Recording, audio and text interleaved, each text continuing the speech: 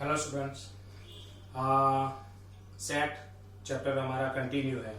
Okay, और अब आज हम पढ़ने जा रहे हैं उसका ही एक part, Venn diagram. Okay, Venn diagram किसने दिया था? तो जॉन वेन करके एक मैथमेटिशियन था जिसने ये डायग्राम की जो सेट की थियरी है हमारी, उस सेट की थियरी अब पिक्चर में उसने डाल दिया है। ओके, एक डायग्राम के फॉर्म में उसको कन्वर्ट किया है, तो वो भी हमें समझना इतना ही जरूरी है। ओके, मैंने यहाँ पे एक फिगर ड्रॉ की है। ये जो स्क्वायर हमारा डायग्राम है उसको हम यूनिवर्स कहेंगे। यूनिवर्स लास्ट टाइम हमने पढ़ा था, यूनिवर्स सेट। यूनिवर्स सेट हर एक का एक यूनिवर्स होता है। ओके, तो यहाँ पे इस फिगर का ये जो फर्स्ट फिगर है हमारी, वो फर्स्ट फिगर का यूनिवर्स हमने लिखा है। ओके, तो u इज इक्वल टू उसके एलिमेंट्स लिखने हैं हमें, तो ये स्क्वायर में जितने भी एलिमेंट्स है वो सभी यूनिवर्स सेट है। तो कौन कौन से? 1 2 3 और 4 और 5 जो इसमें है वो भी स्क्वायर में ही है। ओके, यानी कि यूनिवर्स में ही ये अंदर स्क्वायर सर्कल आ जाता है। ओके, तो फिर 1 2 3 4 और 5 ये सभी एलिमेंट्स u में है। ओके, अब पर्टिकुलर बात करते हैं। पर्टिकुलर ये हमारा जो a है, तो a में a हमारा एक सेट है, सर्कल जो पार्ट है वो यूनिवर्स का एक पार्ट है। ओके, जैसे मान लो मेरे घर में 4 मेंबर्स है, 4 मेंबर्स में मैं एक मेंबर हूं। ओके, मैं एक उनका सब पार्ट हूं। ओके, तो ऐसे ही ये पूरा यूनिवर्स है, उसमें ये सर्कल एक सब पार्ट है। इसका मतलब a के एलिमेंट्स कौन से हैं? 4 और 5। तो हम लिख सकते हैं कि a is a subset of u। Okay, ऐसा कभी नहीं लिखा जा सकता है u subset of a is a not subset. Universe में सभी कितने आते हैं? 1 to 5। 1 to 5 इसमें नहीं है, पर 4 और 5 इसमें है। ओके, तो ये यूनिवर्स का एक पार्ट हुआ। ओके, एज इट इज यहां आ जाते हैं दूसरी फिगर हमारी। ओके, दूसरे फिगर्स में यूनिवर्स कौन है? यूनिवर्स के एलिमेंट्स लिखने हैं, तो जितने भी मेंबर्स यहाँ पे सब भी दिखाई देते। ए क्या है? तो सेट का नाम दिया है। ओके, पर यहाँ मेंबर्स कितने हैं? तो 1 2 3 4 और 5 मेंबर्स हैं। ओके, चल ए सेट में कितने मेंबर्स है? ए में कितने मेंबर्स है? तो ये पूरा एक सर्कल है, वो एक पूरा पार्ट है, तो उसमें 3 भी है, 4 भी है और 5 भी है। ये पूरे बड़े से सर्कल में कितने एलिमेंट्स आ रहे हैं? तो 3 4 और 5 आ रहे हैं। ओके, और अब तीसरे बी सेट की बात कर रहे हैं, तो बी सेट में कौन मेंबर्स है? तो अकेला 4 है। ओके, तो यूनिवर्स यानी पूरे मेंबर्स आ जाएंगे। ए सेट में कौन कौन आएंगे? तो 3 4 5 आएंगे, और बी सेट में कौन आएगा? तो सिर्फ 4 आएगा। 3 और 5 बी में नहीं है, वो बाहर है, ए के अंदर है। ओके, तो अब यहां पे सबसेट लिखना है, तो बी ए के अंदर है, तो B is a subset of A, ये कह सकते हैं। और वैसे ही ए के सभी पार्ट्स बी में नहीं है, पर ए के सभी एलिमेंट्स यू में है, इसीलिए ए सबसेट ऑफ यू हम लिख सकते हैं। ओके, तो इस तरह से हम जितना भी हमें इंडिकेट करना है वो हम वेन डायग्राम से ड्रॉ कर सकते हैं और एक्सप्लेन भी कर सकते हैं। ओके, तो ऐसे ही पीछे और भी जो ऑपरेशन सेट आ रहे हैं, सेट के ऑपरेशन, उसमें भी काफी सारे वेन डायग्राम यूज होने वाले हैं। ओके, तो यहाँ पर सिंपली हमने सबसेट वाला पार्ट्स जो था वो हमने सीखा। ओके, अब आगे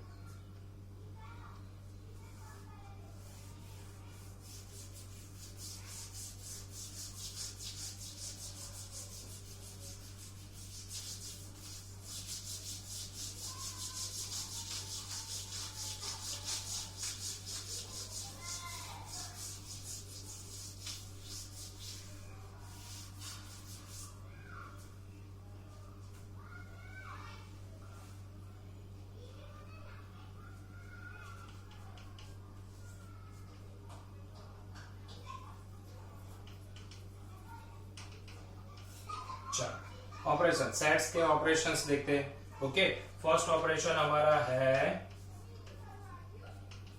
union. Union sets, okay, union of sets. Union of sets वो वर्ड से ही पता चलता है, यूनियन, यूनियन यानी इकट्ठा होना, ओके। तो यहाँ पर जितने भी सेट्स है उन सबको इकट्ठा करना यानी उसका यूनियन करना, okay. For example, for set A is equal to 1, 2 और 3 है, ओके, और B इज इक्वल टू 3, 4 और 5 है, ओके। तो ये दो एलिमेंट्स हमें दिए, A सेट दिए A इज इक्वल टू 1, 2, 3 और B इज इक्वल टू 3, 4, 5, ओके। अब हम यूनियन ऑफ सेट का सिंबल है ऐसा। 10th में सेकेंड चैप्टर में आता था parabola, okay, upward direction, open in upward direction. तो ऐसे ही दो पार्ट्स हम फिर से पढ़ने वाले हैं, ये अपवर्ड डायरेक्शन और इसके पीछे आ रहा है डाउनवर्ड डायरेक्शन, जो आपकी इस एग्जाम में एक क्वेश्चन था, फर्स्ट ही क्वेश्चन था, downward, open in a downward direction, okay, parabola. चल, तो ये अपवर्ड डायरेक्शन में हमने पैराबोला, जो एक सिंबल है यूनियन का, ओके। तो हम लिखते हैं A यूनियन B, क्या बोलेंगे इसको, A union B, okay. A union B का मतलब क्या होता है कि पहले A के एलिमेंट्स 1, 2 और 3, ओके, यूनियन दूसरे 3, 4 और 5, ओके।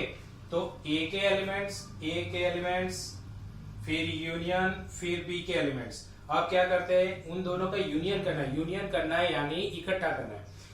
तो इकट्ठा करना है यानी 1, 2, 3, पर 3 दो बार, दोनों ही सेट में 3 आ रहा है, इसका मतलब 3 कॉमन है, ओके। तो 1, 2 और 3 एक ही बार लिखा जाता है, सेट में कभी भी एक नंबर दो बार लिखे जाते नहीं है। और दूसरे रहे 4 और 5, तो ये बन गया 1, 2, 3, 4, 5, A यूनियन B बन गया, ओके। तो ये रही हमारी union of sets, okay. As it is हमारा दूसरा ऑपरेशन है हमारे पास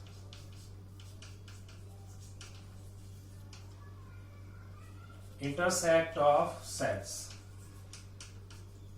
ओके। सेट्स का इंटरसेक्शन करेंगे, इंटरसेक्शन की सिंबल है downward direction, parabola in downward direction, okay. चल, तो फिर अगर मान लो A इज इक्वल टू 1, 2, 3 है और B इज इक्वल टू 2, 3 और 4 है, ऐसे ही एलिमेंट्स है। अब यूनियन का मतलब जोड़ देना और इंटरसेक्शन का मतलब कॉमन निकालना, ओके। तो A इंटरसेक्ट B, क्या बोला जाता है इसको, A इंटरसेक्ट B, यानी कि पहले A के एलिमेंट्स कौन से, 1, 2 और 3, इंटरसेक्ट दूसरे कौन से, 2, 3 और 4। अब इन दोनों में से जो कॉमन होता है उसको कहते हैं इंटरसेक्शन। तो इसका आंसर क्या आएगा, कौन से कॉमन है, 2 और 3 कॉमन है, तो 2 और 3 सेट में आएंगे, तो इसको कहेंगे A इंटरसेक्ट B, ओके। तो ये रहा इंटरसेक्शन, A इंटरसेक्शन B का आंसर 2 और 3। यूनियन का आंसर था 1, 2, 3, 4, 5। यूनियन यानी इकट्ठा कर देना और इंटरसेक्शन मीन्स कॉमन निकालना, ओके। तो ये रहा हमारा ऑपरेशन यूनियन सेट और इंटरसेक्शन सेट। अब ये उसके सेट से, अब उसके अंदर भी कुछ प्रॉपर्टीज आती है, ओके। वो प्रॉपर्टीज भी हम देख लेते हैं।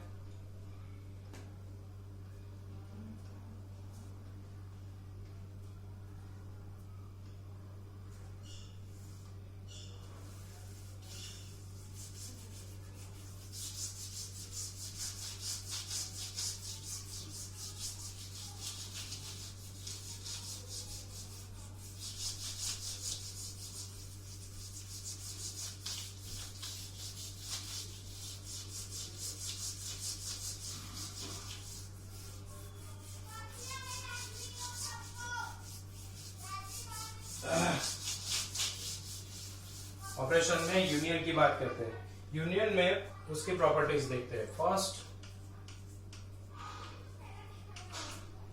यूनियन की बात करते हैं, ओके। चलो, उसकी प्रॉपर्टी, फर्स्ट प्रॉपर्टी है, हम 9th स्टैंडर्ड में पहले पढ़ते थे, वो सभी प्रॉपर्टीज फिर से हमें याद करनी है। कॉम्यूटेटिव प्रॉपर्टी याद है सबको? यस, पहली थी कॉम्यूटेटिव प्रॉपर्टी। ओके,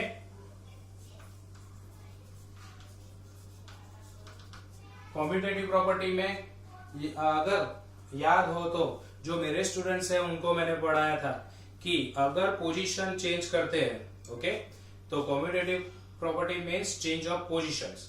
अगर पोजीशन चेंज करते हैं तो आंसर में कोई फर्क आता नहीं है। ऐसे ही यहाँ पर यूनियन की बात करते हैं तो ए यूनियन बी करो या फिर बी यूनियन ए करो। ओके, मैंने पोजीशन चेंज की है, ए की जगह पे बी और बी की जगह पे ए लिखा है, तब भी उसके आंसर में कोई फर्क नहीं आएगा। अगर मान लो ए के एलिमेंट 1 2 है और बी के 3 4 है, सबको जोड़ दिया जाए यूनियन तो क्या बनेगा? 1 2 3 4। तो ऐसे ही बी और ए के एलिमेंट जोड़ दिए जाए तो 4 5 और 1 2 को जोड़ दिया जाए तो 1 2 3 4, तो दोनों ही सेम होते हैं। ओके, अगर मान लो ए के है 1 2 और बी के है 3 4, ओके, तो ए यूनियन बी क्या बनेगा?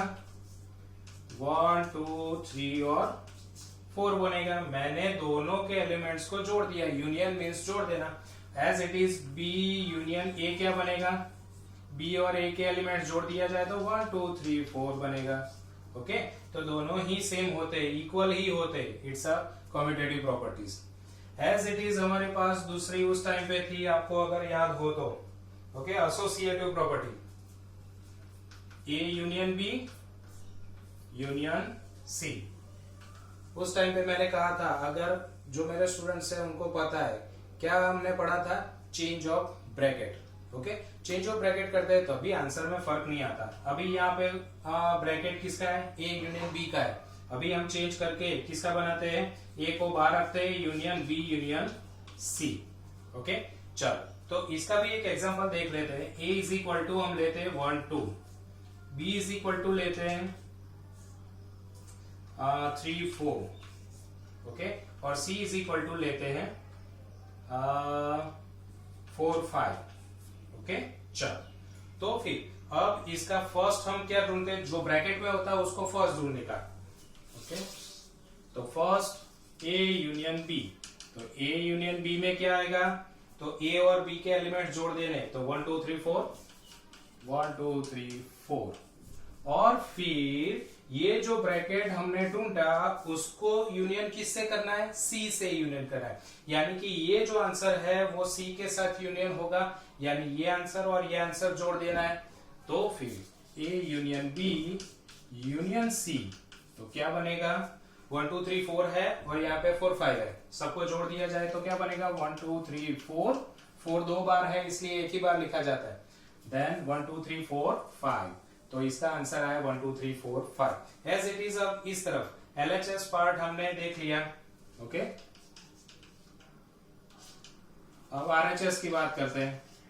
तो आरएचएस में ब्रैकेट वाला कौन है? पहले बी यूनियन सी, तो बी यूनियन सी क्या आएगा? चलो, बी और सी का यूनियन करते हैं 3 4 4 5, तो 4 4 2 टाइम्स है, तो उसको एक ही बार लिखा जाता है 3 4 और 5। क्या आएगा?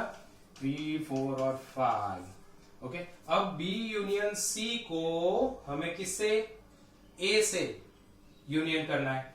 तो चलो, बी यूनियन सी का हमें ए से यूनियन करना है, तो अब इन दोनों को जोड़ देना है, तो 1 2 और 3 4 5, तो क्या आएगा उसका answer? A union B union C, यानी पहले ए का कौन सा है? 1 2, और बी यूनियन सी का आंसर 3 4 5, तो क्या आएगा? 1 2 3 4 5। देख सकते हो आप, ये सेकंड रिजल्ट और ये फर्स्ट रिजल्ट, दोनों आंसर सेम आए। ओके, तो इसका मतलब LHS is equal to RHS। तो ये हमारा जो एसोसिएटिव प्रॉपर्टी थी, ओके, ये एसोसिएटिव प्रॉपर्टी फिलफुल होती है।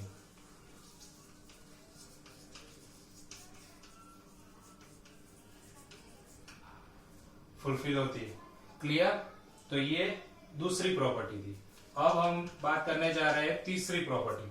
तीसरी प्रॉपर्टी है हमारी ए यूनियन 5। तो क्या आएगा आंसर? ए के कोई भी सेट है, मान लो कि ए के है 1 2, और 5 मीन्स कुछ नहीं। ओके, तो ए के एलिमेंट्स 1 2 और कुछ नहीं को जोड़ दिया जाए तो क्या रहेगा, ए और कुछ नहीं।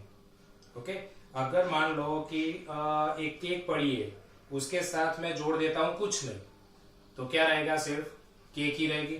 यानी कि सेट ए और कुछ नहीं को दोनों को जोड़ दिया, यूनियन मीन्स जोड़ देना, तो दोनों को जोड़ दिया जाए। ओके, ए के एलिमेंट्स और 5 के मीन्स कुछ नहीं। ओके, तो रहेगा क्या, ए के एलिमेंट्स ही रहेंगे, यानी सेट ए ही बचेगा। ओके, ऐसे ही हमारी फोर्थ प्रॉपर्टी है, अगर मान लो कि दो ए को जोड़ दिया जाए, तो ए में है 1 2 और दूसरे ए में है 1 2, तो दोनों को 1 2 को जोड़ दिया जाए तो 1 2 ही रहेगा, यानी ए ही रहेगा। ऐसे ही हमारी पांचवी प्रॉपर्टी है A union you. You means universe.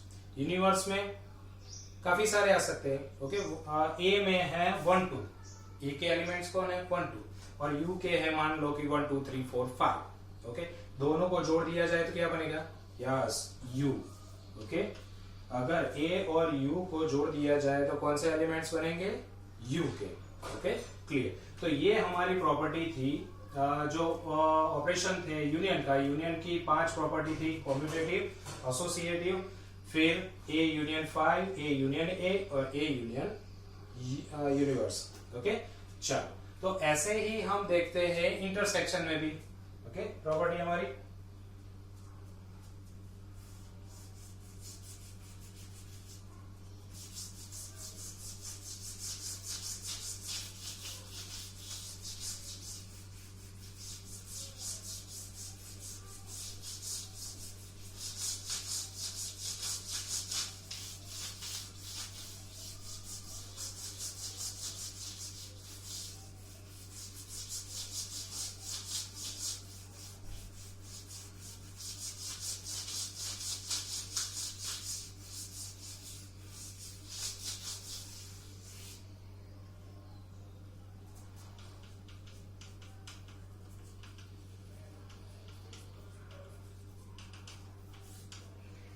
Intersection as it is, उसमें भी 4। First is a commutative properties, तो फर्स्ट में A intersect B is equal to B intersect A, यानी कि ए और बी में जो कॉमन है वो बी और ए में भी कॉमन होगा ऑब्वियसली।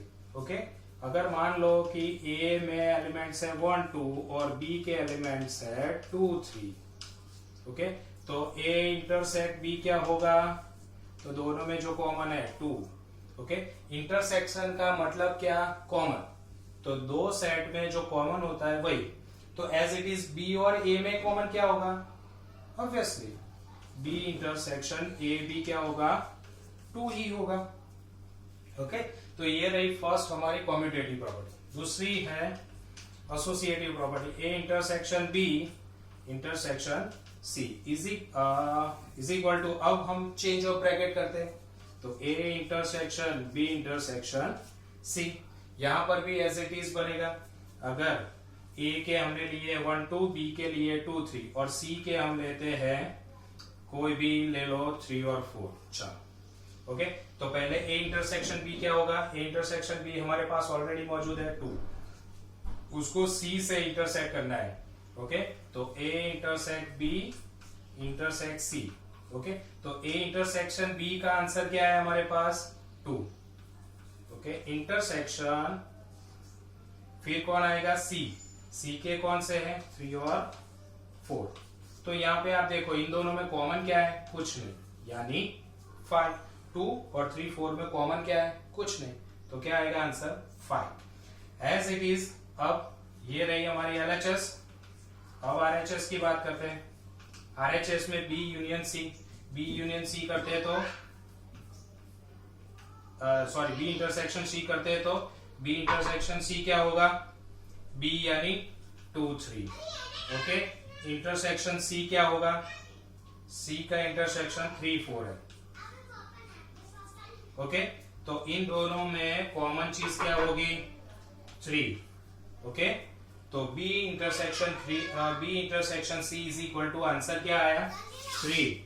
ओके, अब उसका इंटरसेक्शन हमें किससे करना है, हमारा बी इंटरसेक्शन सी का इंटरसेक्शन ए से करना है। तो A intersection B intersection C. Okay, तो देखो तो चलो ए के एलिमेंट्स कौन से है हमारे पास, 1 2। Okay, intersection C B intersection C के कौन से है, 3। ओके, चलो तो इन दोनों में कॉमन चीज क्या है, 5। ओके, तो फिर हमारा रिजल्ट 1 और 2 आप देख सकते हो कि दोनों ही कॉमन है, एज इट इज हमारी third properties. Okay, third properties के ये हमने देख लिया। देखो दोनों के answer LHS is equal to RHS आ रहा है, तो वो भी एसोसिएटिव प्रॉपर्टी भी फुलफिल हो रही है। अब थर्ड की बात कर रहे हैं, थर्ड प्रॉपर्टी हमारी इंटरसेक्शन की। ओके, फाइव इंटरसेक्शन ए क्या आएगा, 5 यानी कुछ नहीं, और ए में अगर मान लो कि ए में 1 2 है। ओके, तो 1 2 और कुछ नहीं, उन दोनों में कॉमन क्या है, तो कुछ नहीं। ओके, तो इसका मतलब यहां पे आएगा आंसर 5। ओके, फोर्थ प्रॉपर्टी हमारी अगर सोचा जाए तो ए इंटरसेक्शन ए, चल ए में 1 2 और ए में भी 1 2, इन दोनों का इंटरसेक्शन क्या आएगा, कॉमन 1 2। ओके, तो आएगा 1 2, यानी कि ए में क्या है 1 2, दूसरे अगर एज इट इज दूसरा भी ए लिया है तो उसका भी 1 2, तो दोनों का कॉमन क्या होगा, ए। ओके, चलो और हमारी नेक्स्ट और लास्ट प्रॉपर्टी है